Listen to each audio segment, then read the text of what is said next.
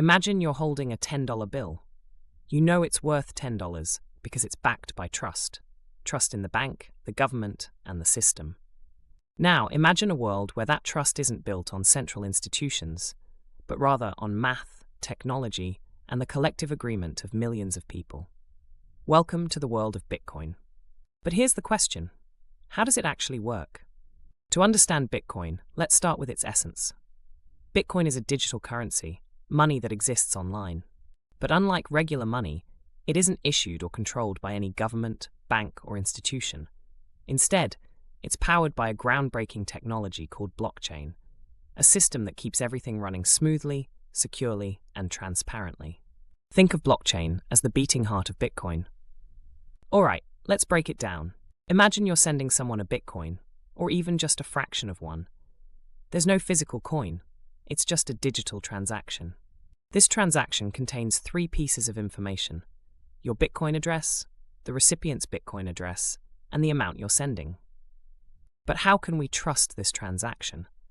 How do we know you actually own the Bitcoin you're trying to send and aren't just making it up? This is where blockchain steps in. Every Bitcoin transaction gets broadcast to a giant, decentralized network of computers all around the globe. These computers are called nodes, and each one has an identical copy of Bitcoin's public ledger. Now, what's the public ledger? Picture a massive digital notebook that records every single Bitcoin transaction ever made. From the very first Bitcoin mined in 2009 to what happened 5 seconds ago, it's all there, and everyone can see it. Nothing gets hidden. When you try to make a transaction, the network doesn't just take your word for it. The nodes, those computers, validate your request by checking the ledger. They'll confirm if you have enough Bitcoin in your account to make the transaction, and if you haven't already spent it somewhere else. It's like a team of impartial referees, making sure everything checks out. Once the nodes agree your transaction is legit, it gets bundled together with other transactions into something called a block. But here's the catch. The block can't just join the blockchain right away. It first needs the stamp of approval from something called miners. Now, this is where things get a bit technical, but stick with me. Miners are specialized computers, and the people who run them, that solve incredibly complex math problems. These problems are part of a process called proof of work. Why do miners do this?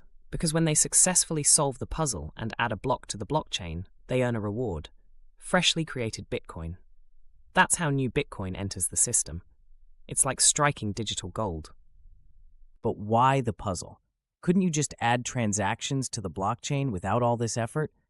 Well, the puzzle serves an important purpose: security. It makes it almost impossible for someone to tamper with the blockchain. To rewrite history, a hacker would need to redo the proof of work for every block in the chain, which would take more computing power than most of humanity combined. This ensures the blockchain remains immutable, unchangeable, and trustworthy. Once a miner solves the puzzle, the new block, your transaction included, is added to the blockchain. Voila, your Bitcoin has been successfully sent. Everyone on the network updates their copies of the ledger, and the process continues. But here's where Bitcoin gets really clever. It doesn't rely on a single central authority to oversee it all. Instead, the entire system runs on consensus, an agreement among the nodes and miners. This decentralization makes Bitcoin immune to censorship and resistant to fraud. No bank can freeze your funds. No government can inflate its supply. Bitcoin operates independently of anyone's control. So to sum it up, Bitcoin is powered by a public ledger, the blockchain, maintained by a network of nodes, secured by miners solving complex puzzles, and built on an open, decentralized system of trust.